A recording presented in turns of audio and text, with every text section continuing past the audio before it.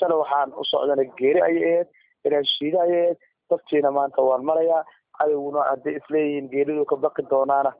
marna ka baqi maayo waan ku qanacsanahay ilaahay subxaana watacaala la kulankiisaana in uu aqbalo oo shahiid aan noqdana waa ka rajeyna ilaahay maxaan ku adoonkayga waxa uu iga malaysta ayaan agtiisa ana ilaahay ayaa yiri waxaan ka malaysanayna waxa ay tahay shahiid biidni illahi almawla shahiidnimadaasna dheel laguma helo orod iyo waxay u baahan tahay shaqo biidni illahi almawla rag badan meeshay marayna waa wadadan aniguna maxaan ku rahdaa ishad ilaahay ha aqbalo ha ii naxariisto ilaahay subxaana watacaala yowm min alayaam dartii waa usoo dagaalamay ilaahay dartiina wax badan waa usoo qabtay dinkiisana in aan la dulaysanin waa u sameeyey wax badan